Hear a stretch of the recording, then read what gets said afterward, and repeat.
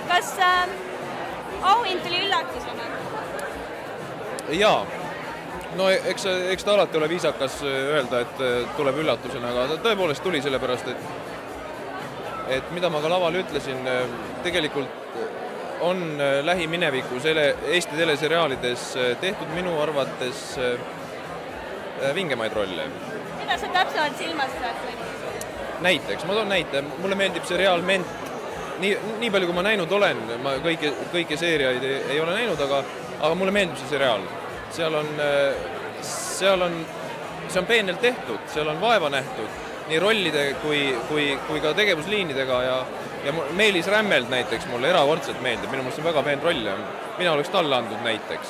Ja neid rolle on veel, mille puhul ma mõtlen, et nad võiksid olla minust eespool. See Tupiktänava mehed oli väga tore seriaal, või on väga tore seriaal, mulle meeldis seda väga teha ja Nurjatud tüdrukud eelmisel suvel oli samuti väga tore tegemine. See kõik on väga vahva, aga üllatus oli ta tõepoolest. Ometi said sa hiljuti veel Lutsu-preemia, nii et rahvas sõna otses mõttes armastab sind, et kas see kuidagi mõjutab ka sind rohkem, kuna see on selline staatus? No võib-olla ma kontrollin ennast rohkem, jah. Kas astutakse Ligi tänaval ja öeldakse, et kuule, tee üks hea nali? Aeg-ajalt. Õnneks piisavalt arva, et see mulle tõsiseid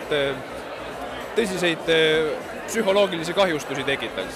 Ei ole ebameeldivaid kokkusattumisi? On nii ja naa. On ka meeldivaid selliseid ligiastumisi ja pöördumisi, siis mul ei ole see...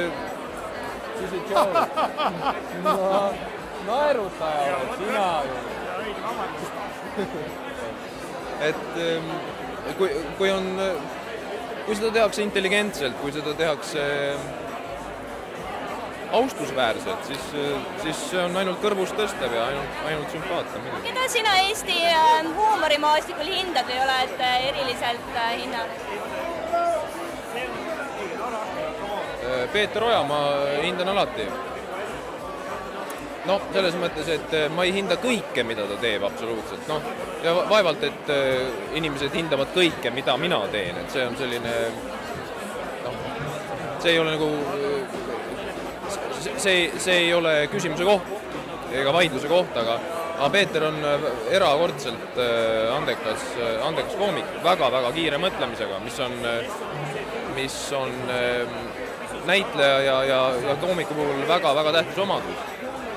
Ta on täpne, ta on vaimukas, aga neid mehi on veel, tähendab üleüldse Kreisi Raadio seltskond, mina olin siis puberteedi eas, kui Kreisi Raadio tegi oma tegusid ja ma olin neist ikka täielikus vasika vaimustuses ja olen siiamaani selles mõttes, see on põhjusega ikkagi. Vaatad siiamaani vanu neid? Aeg-ajalt vaatan tõesti, jah, ja imetlen. Aitäh! Aitäh!